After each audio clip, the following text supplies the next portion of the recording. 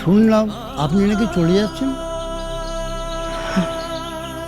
আপনাদের এত সুন্দর জায়গা ছেড়ে যাবার ইচ্ছে ছিল না, কিন্তু যতটা দূরে যাব বলে বাড়ি ছেড়ে বেরিয়েছিলাম, দেখলাম এটা অতটা দূর নয়, তাই আবার পথ চলা, আরো একটু দূরে যাওয়া। আসলে এখানে কেউ একবার এলে বরাবরের জন্য থেকে যায়। শুধু আপনাকেই দেখছি যে হ্যাঁ, এই জায়গাটা আর আপনারা প্রত্যেকে এত সবাইকে ভালোবাসেন যে এখান থেকে যাওয়া মুশকিল। আপনাদের সবার সঙ্গে খুব কম দিনের আলাপ, কিন্তু তাও আপনাদের সবাইকে বড্ড ভালোবেসে ফেলেছি। আমরা এখানে বাঁচি সবাই সবাইকে জড়িয়ে, তাই একজনের চলে যাওয়াটা খুবই কষ্ট দেয়।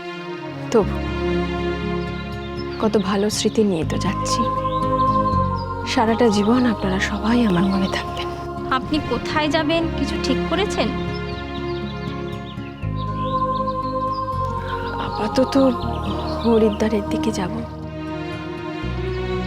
হরিদ্বার তো দেবভূমি, দেখি ঈশ্বর আমায় কোথায় ঠাঁই দেন। আপনি কি আর কোনোদিনও এখানে ফিরবেন না? দিদি, দিদি, স্টেশনে যাওয়ার গাড়ি এসে গেছে, চলেন।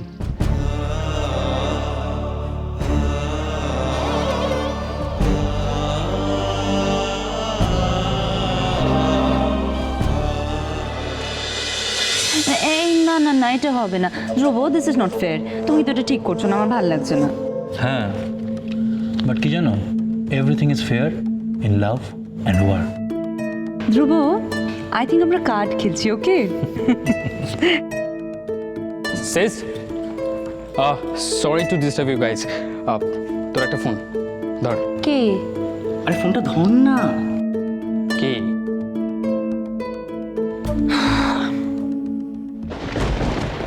রেখে দে। তুই ফোনটা কেটে দিলি?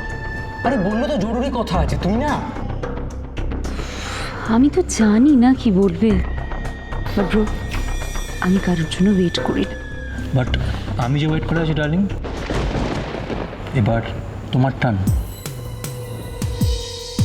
Sis, এবার যখন তোর টার্ন, তাহলে চান্সটাকে মিস করিস না, কাজে লাগা। রাহুল কিন্তু ঠিকই বলেছে, চান্সটাকে ঠিক সময় গ্র্যাব করতে হয়, নাহলে কিন্তু। ফোনটা দে। আরে আমি তো এমনি বললাম। অল রাইট, এক সেকেন্ড ধ্রুব, ফোনটা পেতে পারি?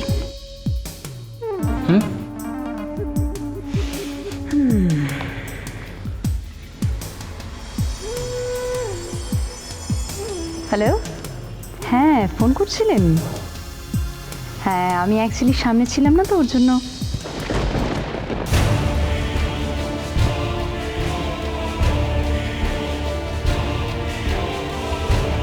বাহ, এবার তো খেলা জমে যাবে।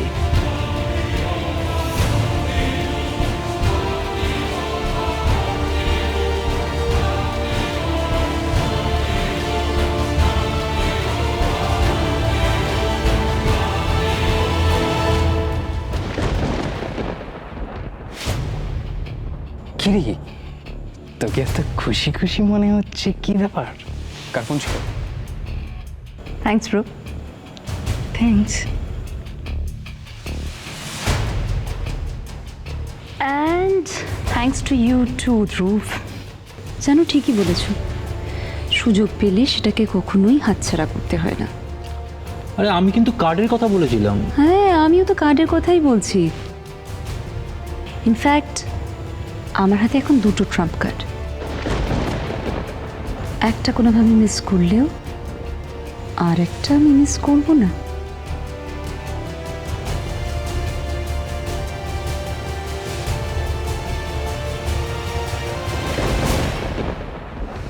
বাবা কোথায়?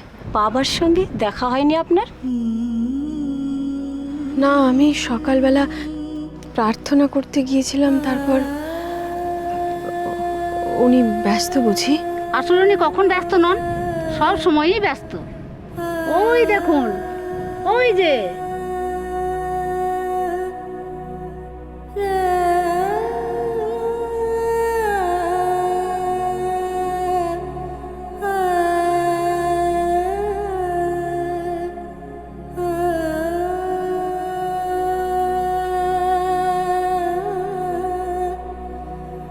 বাবা,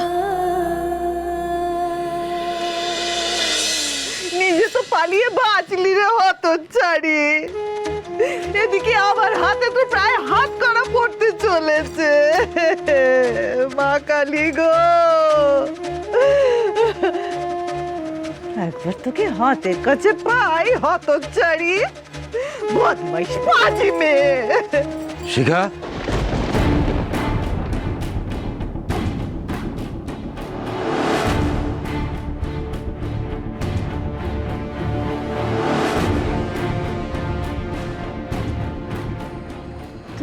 তুমি এখানে?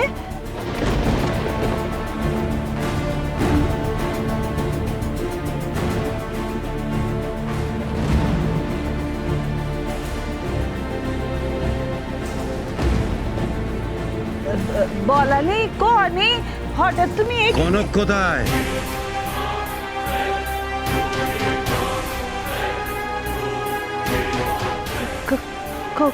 কনক?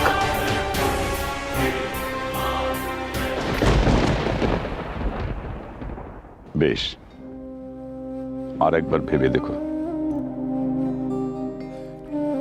আর বেশি ভাবলে আর যেতে পারবো না বাবা। সাত্তকী আবার আসবে, এটা তুমিও জানো, কিন্তু মা, ও এলে আমি কি বলবো তাকে? আমি চলে গেছি জানলে ও সব উত্তর পেয়ে যাবে। ও তোমার কাছে ক্ষমা চাইতে এসেছিল ইন্দিরা, হয়তো নিজের ভুল বুঝতে পেরেই ও তোমার কাছে এসেছিল। কিন্তু ও তো এটা বোঝেনি বাবা, যে আসলে আমার ভুলের শাস্তি পাচ্ছে ও। শাস্তি পাচ্ছে একটা নিরপরাধ নিষ্পাপ মেয়ে। কোন মুখে ফিরে যাব বাবা আমি? কি করে ক্ষমা করব নিজেকে? যেটা তোমার অপরাধ বোধ বলছো, সেটা তোমার অভিমান নয় তো ইন্দিরা? আপনাকে আমি সবটা বলেছি বাবা। আপনার মনে হয় আমি অভিমান নিয়ে এখান থেকে চলে যাচ্ছি? আমার শুধু কি মনে হচ্ছে জানো, তুমি বড্ড বেশি তাড়াহুড়ো করলে।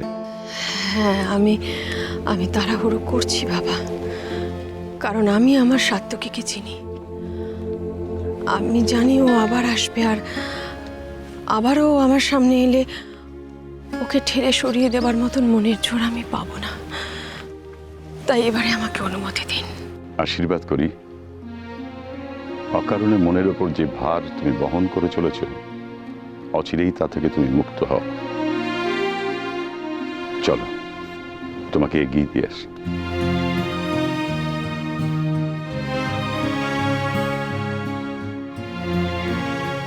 জানো মা, তোমার কথাগুলো আমি ভেবে দেখেছি। যে জায়গায় তুমি দাঁড়িয়ে আছো সেখানে হয়তো তুমি ঠিক, কিন্তু একবারও কি ভেবে দেখেছো সংসার ছেড়ে বেরিয়ে এলে সংসারের মঙ্গল সাধন কি আদৌ সম্ভব হবে?